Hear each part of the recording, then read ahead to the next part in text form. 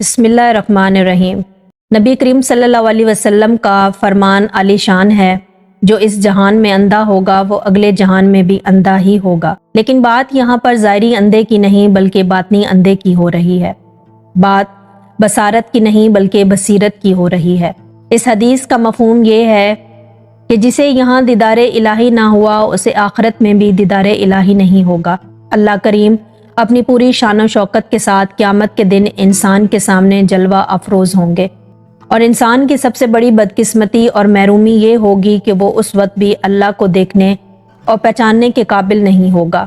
दीदारे इलाही एक ऐसा टॉपिक है जिस पर बड़े सगीर पाको हिंद के बहुत से सूफिया और औलिया अल्लाह ने बात की है और मार्फत इलाही की तरगीब देते आए हैं।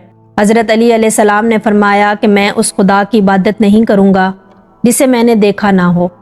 सूरह बकरा में अल्लाह फरमाता है, मशरिक और मगरिब सब अल्लाह ही के हैं, तुम जिधर भी देखोगे हर तरफ मेरा ही चेहरा है। इस सारी कायनात की सबसे बड़ी और आला नेमत अल्लाह का दीदार है। दर हकीकत इंसान की तख्लीक का वाहिद सबब भी यही है। अल्लाह ताला एक हदीस कदूसी में फरमाता है कि मैं छुपा हुआ खजाना था, मैंने चाहा कि पहचाना जाऊं तो मैंने मखलूक को अपनी पहचान के लिए पैदा किया। हजूर गौसे आजम शेख अब्दुल कादिर जिलानी रहमतुल्लाह अलैह ने इस बात पर मजीद जोर दिया और फरमाया कि जो अल्लाह को देखे बिना उसकी पहचान या इबादत का दावा करे वो मुनाफिक है। यानी अल्लाह की इबादत या पहचान के लिए उसका देखना शर्त है। यहाँ हमें एक सवाल परेशान करता है कि क्या वाकई ही अल्लाह का दीदार इस दुनिया में मुमकिन है? क्या दीदारे इलाही की टर्म सिर्फ किताबों की हद तक ही महदूद है? और अगर दीदारे इलाही मुमकिन है तो अल्लाह के दीदार के लिए आखिर कौन सी आंख चाहिए? क्या ये ख़ास किस्म की आंख बसारत के पीछे छुपी हुई है जिसे अक्सर लोग बसीरत कहकर पुकारते हैं? क्या एक आम इंसान अल्लाह का दीदार कर सकता है? क्या आम इंसान की रसाई अर्श मौला तक हो सकती है? अगर दीदारे इलाही ही वो मंजिल है कि जिसके लिए इंसान इस दुनिया में भेजा गया है तो आखिर इंसान इस मंजिल तक पहुंचा कैसे? इन तमाम सवालात का जवाब आज आप इस वीडियो में जान लेंगे। वीडियो अच्छी लगे तो इसे लाइक कीजिएगा, शेयर कीजिएगा और चैनल को सब्सक्राइब कीजिएगा। आपका वीडियो को लाइक करना और शेयर करना हमारा हौसला बढ़ाता है। नाजरीन, यहाँ एक बात जान लेना इंतहाई ज़रूरी है कि आलम अरवा में आलस्त के मकाम पर इंसान की रूह अपने रब का दीदार कर चुकी है, मगर आलम अरवा में बिताए गए वो लम्हे हमें याद नहीं हैं। और इंसान ने अल्लाह के जिस नूर का दीदार आलम अरवा में किया था वही नूर इंसान के सीने में पाक पर्दों में लपेट कर रख दिया गया था। इसी खास नूर के बारे में अल्लाह ताला फरमाता है कि हमने अमानत को पेश किया आसमानों पर, ज़मीनों पर और पहाड़ों पर, और इन सब ने इस अमानत को उठाने से इनकार कर दिया, मगर इंसान ने इस अमानत को उठा लिया। यही वो खास अमानत है कि जो इंसान अपने सीने में लिए फिरता है मगर इससे आशना नहीं। कुरान और हदीस में बार बार जगह जगह पर इंसान को इसी अमानत की तरफ मुतवज्जा किया गया है। ये अमानत अल्लाह की खास निशानियों में से एक निशानी है। इसके बारे में कुरान में अल्लाह फरमाता है, और हम तुम्हें दिखाएंगे अपनी निशानियां खुले आसमान तले और खुद तुम्हारे अंदर, हत्ता कि तुम कह उठोगे कि यही हक है। और एक जगह अल्लाह फरमाता है कि क्या वो अपने अंदर फिक्र नहीं करते? तो इंसान को जो कुछ भी मिलता है वो अपने अंदर से ही मिलता है। अल्लाह का वो खास राज भी इंसान के अपने ही अंदर दफन है, जिसे खोजने के लिए इंसान इस जमीन पर उतारा गया है। जहाँ इंसान को ज़ाहिरी बसारत अता की गई है वहाँ उसे बातनी बसीरत भी अता की गई है। जिस शख्स की बातनी आंख इस दुनिया में बंद है, इस शख्स की ये बातनी आंख अगले जहान में भी बंद ही रहेगी। जो यहाँ दीदारे इलाही से महरूम रहा वो वहाँ भी दीदारे इलाही नहीं कर पाएगा। नाजरीन, जो अहादीस अब आपके सामने पेश की जाएंगी वो इस बात की तस्दीक करेंगी कि दीदारे इलाही बिल्कुल मुमकिन है और एक आम इंसान इस खास इल्म को हासिल करके इस खास मंजिल तक पहुँच सकता है। बुखारी शरीफ की एक हदीस है जिसमें नबी पाक सल्लल्लाहु अलैहि वसल्लम ने फरमाया, वो वक्त करीब है जब तुम अल्लाह को अपनी आंखों से देखोगे। इसी बुखारी शरीफ की एक और हदीस है कि एक रात 14वीं का चांद अपनी पूरी आबोताब के साथ चमक रहा था, जिसकी तरफ देखकर रसूल करीम सल्लल्लाहु अलैहि वसल्लम ने फरमाया, तुम यकीनन अपने रब को बिल्कुल इसी तरह देखोगे जैसे इस वक्त 14वीं के इस चांद को देख रहे हो, और तुम्हें अल्लाह के दीदार में कोई दुश्वारी या परेशानी नहीं होगी। मसनद अहमद बिन हम्बल की एक हदीस में नबी करीम सल्लल्लाहु अलैहि वसल्लम फरमा रहे हैं جو شخص دیدار الہی کا علم حاصل کر کے اسے دنیاوی مقاصد کے لیے استعمال کرے گا وہ قیامت کے دن جنت کی خوشبو سے محروم رہے گا۔ اسی مسند احمد بن حنبل کی ایک اور حدیث ہے، رسول اللہ صلی اللہ علیہ وسلم نے فرمایا تم اپنے رب کو ضرور دیکھو گے۔ صحابہ نے عرض کیا کہ یا رسول اللہ کیا واقعی ہی ایسا ممکن ہوگا کہ ہم اپنے رب کو دیکھ پائیں گے؟ تو نبی کریم صلی اللہ علیہ وسلم نے فرمایا کیا تمہیں شام کے سورج یا 14ویں کے چاند کو دیکھنے میں کوئی دشواری ہوتی ہے؟ تو صحابہ کرام نے عرض کیا کہ بالکل نہیں۔ تو آپ علیہ السلام نے فرمایا بالکل ایسے ہی تمہیں اللہ کو دیکھنے میں کوئی پریشانی یا دشواری نہیں ہوگی۔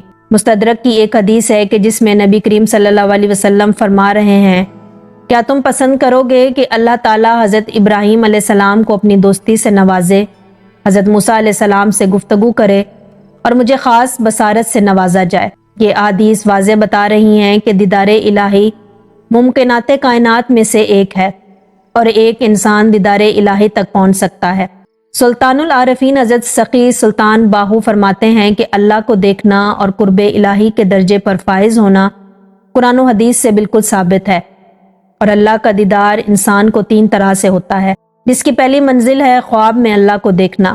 خاص خواب کو نور الہی کا خواب کہا جاتا ہے۔ اس میں انسان اللہ کے نور کا نظارہ سوتے ہوئے کرتا ہے اور اللہ تعالیٰ کی ذات کا مشاہدہ حالت خواب میں کرتا ہے۔ دیدار الہی کی دوسری منزل مراقبہ ہے۔ مراقبے کے دوران اللہ کا دیدار ہے۔ اس خاص مراقبے کے دوران جسمانی حواس کام کرنا بند کر دیتے ہیں اور باطنی حواس اچانک اجاگر ہو جاتے ہیں۔ اسی مراقبے کے دوران انسان کی روح بارگاہ الہی میں حاضر ہوتی ہے اور دیدار الہی سے مشرف ہوتی ہے۔ تیسری قسم دیدار الہی کی وہ قسم ہے جس میں انسان کا جسم اپنے پورے ہوش و حواس میں ہوتا ہے لیکن اس کی روح کسی اور عالم میں چلی جاتی ہے جہاں دیدار الہی کی عظیم نعمت سے آشنا ہوتی ہے۔ لیکن اس سب کے پیچھے ایک اور حقیقت ہے کہ دیدار الہی کے اس کمال درجے پر پہنچنے کے لیے انسان کو کسی کامل مرشد، گائیڈ، رہنما یا روحانی پیشوا کی ہر حال میں ضرورت پڑتی ہے۔ ایک بہت بڑے صوفی درویش کا قول ہے کہ تم نہیں پہنچ سکتے اللہ تک عبادتوں اور ریاضتوں کے ساتھ۔ اللہ کا راز اہل علم کے سینے میں ہے، وہ جسے چاہے اس راز سے آشنا کر دے۔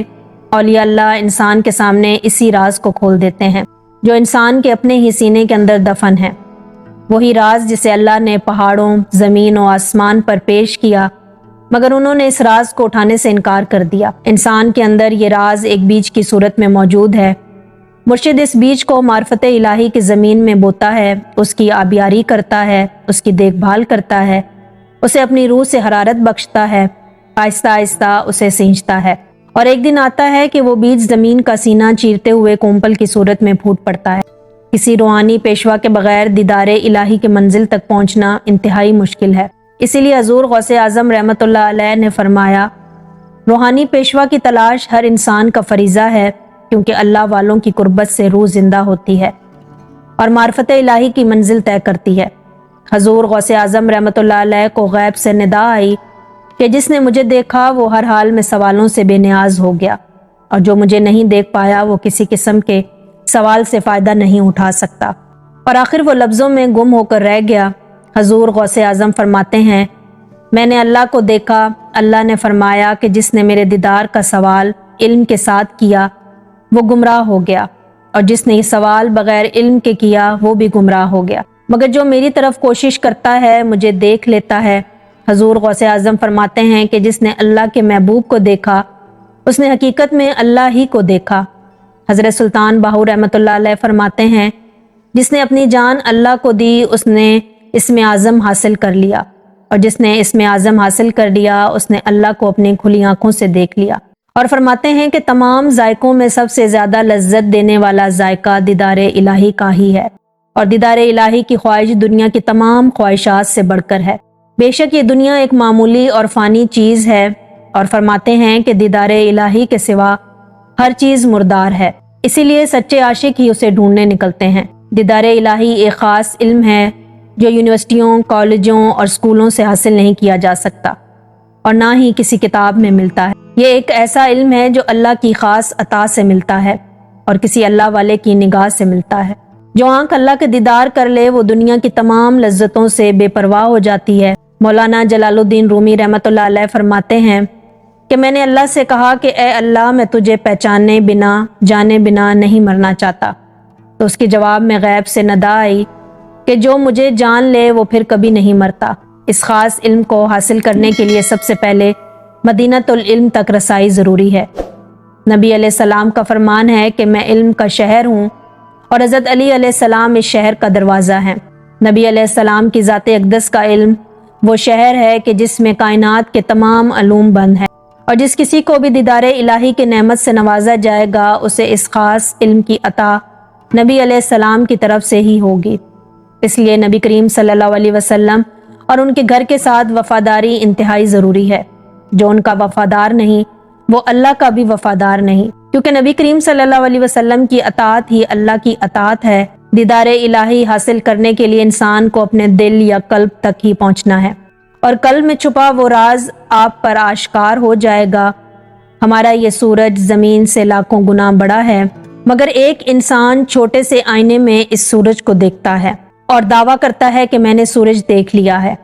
اسی طرح انسان کے اندر موجود قلب ایک ایسا مقام ہے کہ جس میں انسان اللہ تعالیٰ کی صفات کا مشاہدہ کرتا ہے، مگر اس مشاہدے کے بعد وہ مکمل طور پر خاموش ہو جاتا ہے۔ اس دعا کے ساتھ ویڈیو کو ختم کرتے ہیں کہ اللہ تعالیٰ آپ کو اور مجھے اپنے خاص لوگوں کی صحبت میں رکھے اور رحمت خداوندی آپ کے گھروں پر سایہ فگن رہے۔ آپ خوش رہیں، آباد رہیں اور موج میں رہیں۔ اللہ حافظ۔